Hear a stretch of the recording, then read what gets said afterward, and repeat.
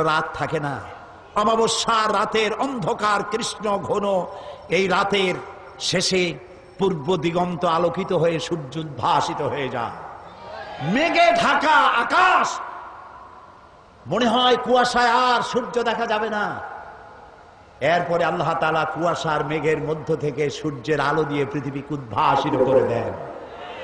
আর যে দুরবস্থা হয়েছে মুসলমানদের, এই দুরবস্থা থাকবে না, পরিবর্তন হবেই। ইসলামের সূর্য উদিত হবে হবে হবে, ইনশাআল্লাহ হবে।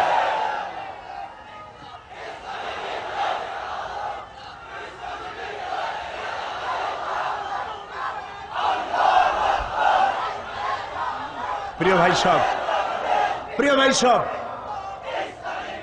ইন্নাদ-দীন ইনদাল্লাহিল ইসলাম। আলহামদুলিল্লাহ কোন ইসলাম।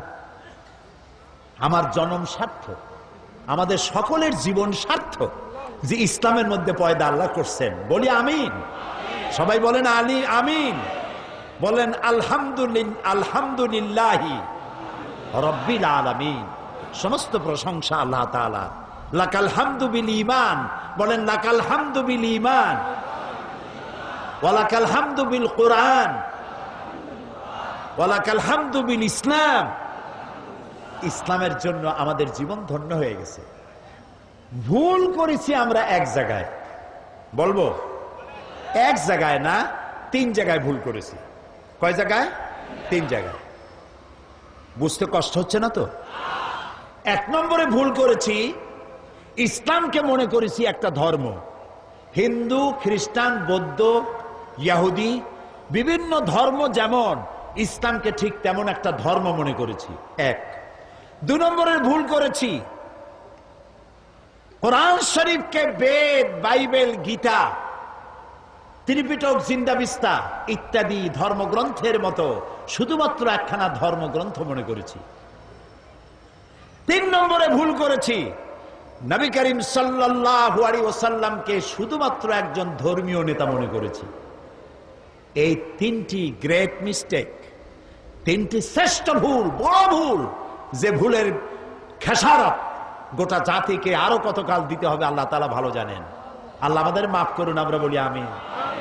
প্রিয় ভাই সব, 1 নম্বরে বলে নিতে চাই, ইসলাম হিন্দু, খ্রিস্টান, বৌদ্ধ অন্যান্য ধর্মের মতো শুধুমাত্র একটি ধর্ম নয়। এটি একটি পরিকল্পনা, এটি একটি স্কিম, এটি একটি জীবন বিধান। আর কোরআন, গীতা, বেদ, বাইবেল অন্য কিতাবের মতো নয়। আমি গীতাকে সম্মান করি, আমি রামায়ণকে সম্মান করি, আমি বেদকে সম্মান করি, আমি ইনজিল, ফুরকান, তাওরাত, জাবুর আল্লাহ যা নাজিল করেছেন সেগুলিকেও সম্মান করি। আমরা সমস্ত নবীদেরকে সম্মান করি। লা নুফাররিকু বাইনা আহাদিম মির রুসুলি, কোন নবীর মধ্যে তারতম্য করি না।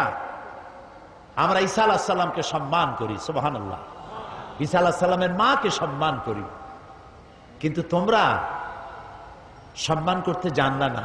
নিজের সম্মান না থাকলে অন্যকে সম্মান করা যায় না। রাসূলুল্লাহর মাথায় বোমার মতো পাগড়ি পরাইয়া আর অর্ধনগ্ন নারী 2 পাশে বসাইয়া আমার নবীকে বেইজ্জত করতে পারো নাই, বিশ্বের 600 কোটি মানুষকে বেইজ্জত করেছো, পৃথিবীর সভ্যতাকে বেইজ্জত করেছো। আমার রসুলের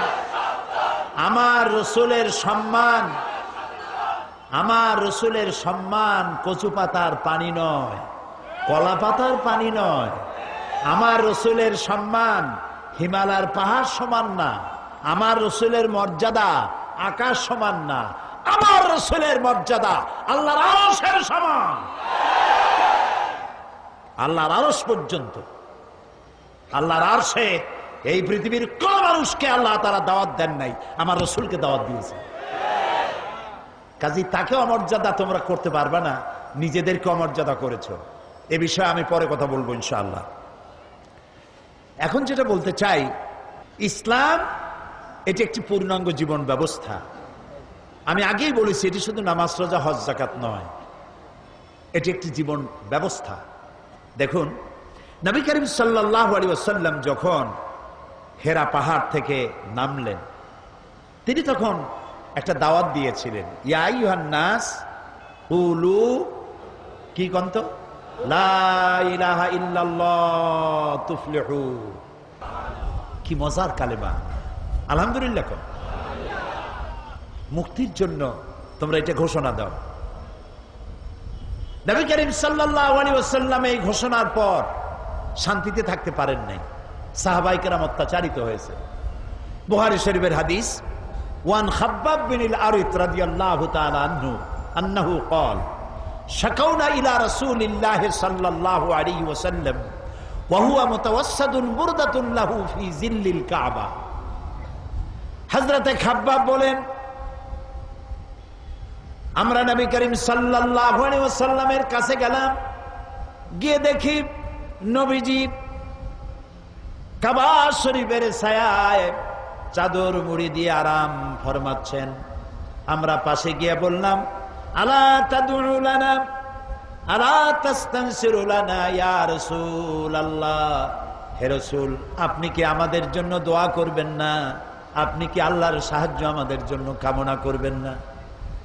আমাদের বেলালকে ওরা মেরে শেষ করলো, খাব্বাবকে মারলো, খুবাইবকে মারলো, আম্মারকে মারলো, সুমাইয়াকে শহীদ করলো। আর তো নির্যাতন সহ্য করতে পারি না, আপনি কি আমাদের জন্য দোয়া করবেন না?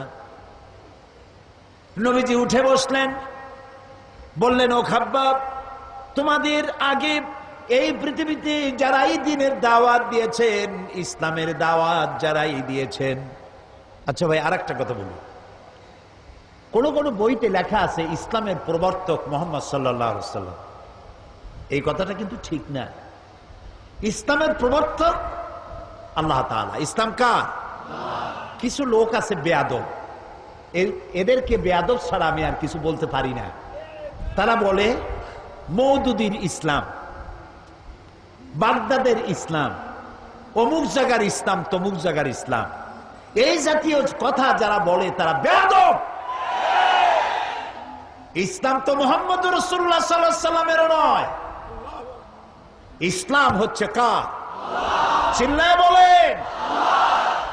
সুতরাং কোন মানুষের নামের সাথে ইসলাম বলা বেয়াদবি। ইসলাম আল্লাহ দিয়েছেন।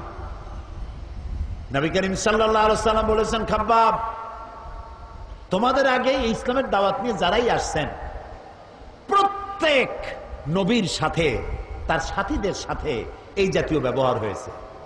তোমরা জানো না, যারা এই দিনের দাওয়াত দিয়েছে তাদেরকে ধরা হতো, ফায়ুহফারু লাহু ফিল আরদ, তাদের জন্য জমিনে গর্ত খনন করা হতো, ফায়ুজআলু ফিহা, এরপরে সেই গর্তের মধ্যে তাকে কোমর পর্যন্ত দাবায় দেওয়া হতো, সুম্মা ইউতা বিল মানশার, এরপরে করাত আনা হতো, ফায়ুদাউ আলা রাসিহি, এরপরে সেই করাত তার মাথার উপরে রাখা হতো, ফায়ুজআলু নিসফাইন, এরপরে করাত দিয়া চিরে জীবিত মানুষটিকে দ্বিখণ্ডিত করে ফেলে দেওয়া হতো।